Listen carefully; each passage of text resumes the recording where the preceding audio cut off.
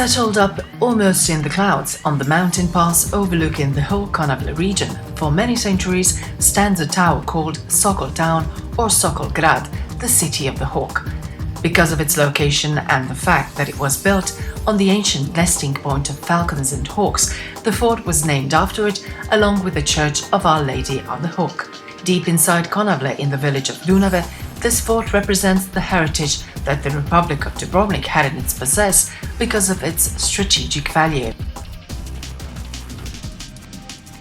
This fort found itself under Dubrovnik rule in 1420 and was immediately submitted to further construction, rebuilding of certain parts, strengthening of others, arming and general maintenance. This fort survived unscathed the big earthquake of 1667. Few centuries later, the fort was abandoned, and the locals used the stones of the fort to build their homes and smaller walls, so the Sokol Fort was heavily deconstructed in the late 17th century.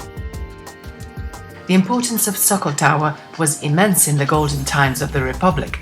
It was the biggest one and is located on the mountain pass towards the Bosnian hinterland, built on Illyrian and Roman fortification site. With its form, it's adjusted to the cliff it stands on. Back in 1392, the rulers of Konavle region were Sankovic brothers, and they ceded to the Dubrovnik Republic the whole Konavle region along with the fort, and the Republic, very aware of its significance, enters into its possess in 1423. Immediately, the Republic starts to upgrade the fort, investing in all sorts of additions. It had a cistern, an ammunition dump, a storehouse for wine and food, the accommodation premises for the castellan, a guardhouse, and a building for the soldiers. It also had a separate building for the accommodation of women and children from the nearby villages in case of war danger. War times and guard passes lost their significance nowadays, and the Society of Protectors of Dubrovnik's Heritage decided it was time to reconstruct the fort in its original state, and they restored it completely.